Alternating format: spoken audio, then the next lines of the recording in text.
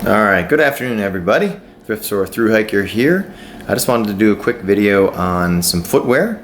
So I've had a lot of folks ask me about footwear at thrift stores and really just in thru hiking in general, what types of footwear that they prefer.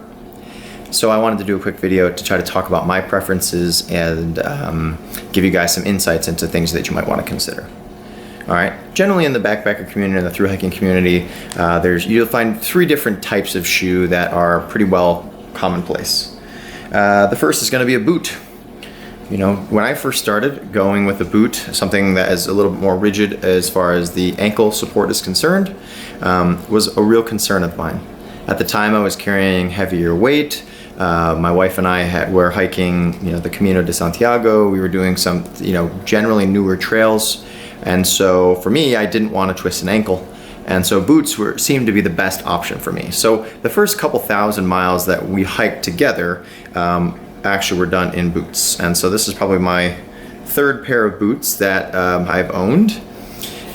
So things to look for, grommets here. I've actually replaced most of the time the shoelaces with paracord. I find that it's a lot stronger and a little bit more usable, as well as on the interior, buying some good arch support is really important.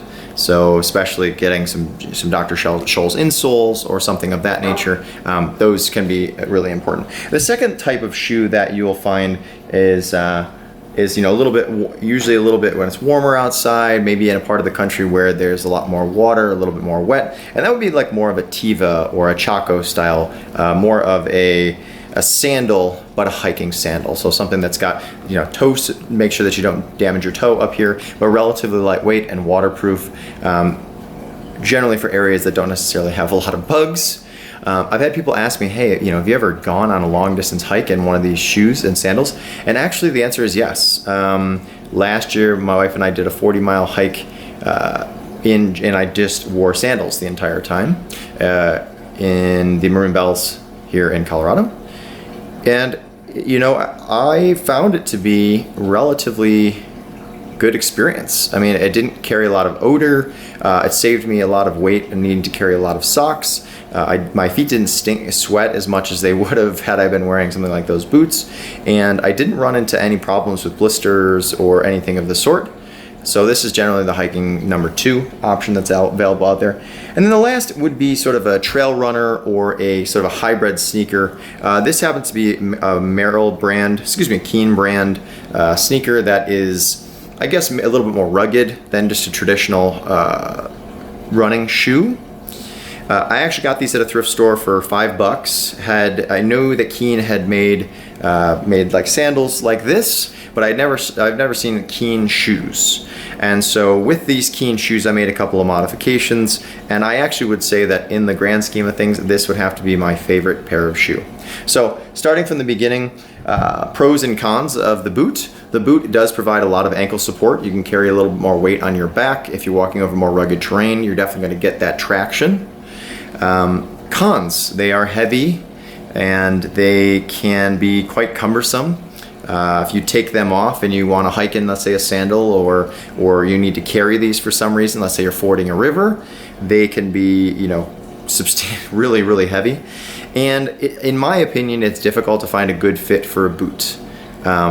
I either find that they're too large and I get a little bit of sliding going on, which can cause blisters, or if I get them a little bit tighter, if I'm wearing a thicker sock, such as in the wintertime, or just because it's a little bit colder outside, it starts to press upon my feet and makes it a little bit more difficult to have a comfortable ride.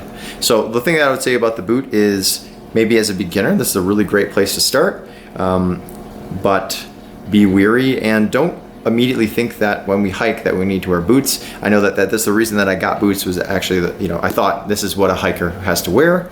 And so I kind of was stuck in that paradigm for a little bit until I realized that this is just a lot of weight to be carrying over and over and over again. This could be a couple pound shoe. That over time, a couple thousand miles, that adds up. Also, this particular brand, the Quechua brand, is from Decathlon over in Europe. We were in Spain, And one thing that I would suggest when traveling overseas or hiking overseas would be to stop into Decathlon. They had great gear, a lot of selection, very reasonably priced. I mean, really, it was like REI, but a third of the price. And so my wife and I, we just flew over in sandals. And then when we got there, you know, took the hiking sandals or just thong sandals, and those became our trail shoes when we were back at camp. We bought brand new shoes, boots, because we knew that it was going to be a lot cheaper over there. And then when we flew back home, it was either really easy to stash our sandals inside of our packs and wear these home on the plane, or I think Taylor just ended up tossing hers because they were so damaged from the trip. But you know, one of the things about thrift store through hiking is not paying for baggage to go overseas, and a lot of times that means being smart about what you're bringing over there, realizing that you're going to go thrift store hiking or shopping, and being able to fly back. So we didn't need to pay for any baggage at all, so definitely a good tip. These Keens I got at a thrift store as well that I had found. One of the things, the reasons why it was at this thrift store is there was damage to the back buckle here. This was pulling apart on both of them actually. Other than that, they were in perfectly good condition. So a couple modifications that I made to them. These types of bungee shoes are, in my opinion, my favorite clasps to have. You don't worry about your shoes coming untied. They do have a very long, usually when you purchase them, a very long rope. And it's quite simple to pop this off here and cut the rope itself and cauterize it, and then put it back down, so you have a perfect fit for your shoes, so you're not always dealing with this long thing that's slapping you on the leg. One suggestion that I would make is being able to modify your shoes. So if you look very, very closely, you'll see some stitching in here. So what had happened is there was some separation between the exterior and the interior here. I was able to sew that, as well as use superglue. Superglue is your best friend, and in my opinion, it is the quintessential thing to bring out on trail with you to do fixes, but it is what helps me keep my shoes for a very long period of time. And that super glue kept it from moving. And now I've had these wonderful shoes that are probably about $50. I've had them for a few years, and I've just been able to make sure that the wear and tear is relatively minimal, or if it does happen, that super glue, that sewing, it fixes it. And I love having these. I'm gonna be doing the Boundary Waters in a month from now, doing some portaging, backcountry sort of stuff, and this is what I'm gonna be wearing the entire time. Lastly, back to my Keens, again with the super glue. So as you can see, I purchased these about a year ago. Now I'm starting to get a peel right here. This is exactly what I would suggest using super glue. For 99 cents at a Walmart, you can get super glue to push this down. Relatively simple process. Just make sure that you hold it down, that is nice and clean in that area. And these shoes are perfectly good. The treads are still wonderful on them. So somebody that would have gotten rid of these for something like peeling like that is something, to me, a very easy fix. And it's something that I'm willing to do, spend the 10-15 minutes it takes to glue these shoes, and then purchasing a whole new pair. I will be putting out another video about me just gluing these up so that you can see. The tips of these ones have fallen off, so you can actually see just like what the interior of this looks like. All right, this little triangle here, it's just two pieces. I've cut these and cauterized these. I'm gonna have to redo that again, but taking after you cut them with scissors or with your knife, using a lighter, if it's a synthetic material, it'll actually melt, and that way you can ensure that there's no fraying that's going on. But I've cut them to the size that's like perfectly to the fit of my body. And the last thing that I would suggest doing is I actually got these at a buy one, get one half off sale. And it wasn't even a buy one, get one half off, it was buy one and get one for $1 sale at this Goodwill that is down in Boulder.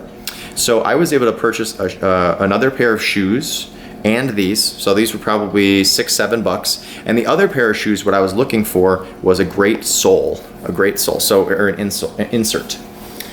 Because, you know, these can be quite expensive going to Walmart or something of that nature. And what I found was a pair of Rockport shoes. As you can see the name down there, Rockport shoes are orthopedic shoes. I found some in my size and I bought them for $1. And the reason being is that I knew that they would have these wonderful inserts in them, which they did. And what I did is I walked out of the thrift store, I pulled the Rockport inserts out. I didn't really need to cut them too much. Actually, these ones fit perfectly. Put them into my Keens, walked around to the back of the building and donated those Rockports. They do still have the bottoms on them, back to the thrift store. somebody's going to wear them at some point. They may replace the soles on them. And these was actually an insert sole, so the shoe themselves also still had their own interior sole, so somebody might want to purchase them.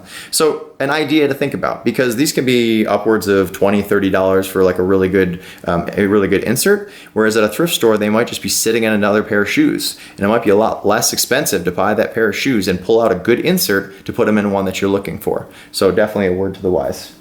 All right, everybody, that was just my quick introduction to the different types of shoes that I like to wear. I am partial to more of the running style shoe or the trail style shoe, just like those Keens. But whatever it is that you do, make sure that you take care of your feet. Your shoes need to get you in, your feet need to get you in, and your feet need to get you out. And so everybody's feet are a little bit different, the amount of fat and cushioning that are in our shoes. So the last thing that I'd suggest is, regardless of what you're gonna do, wear those shoes around your house, wear those shoes in your backyard, go for a walk, break them in. Make sure that you don't go on a 50 or 60 or 70 mile hike in the back country without knowing how your feet are gonna react to those shoes. Because something that works for me may not work for somebody else. So definitely know your feet, try out many different things, and by sticking to the thrift stores, you can do it in an inexpensive way to find exactly what you're looking for. All right, everybody, happy hiking. Bye.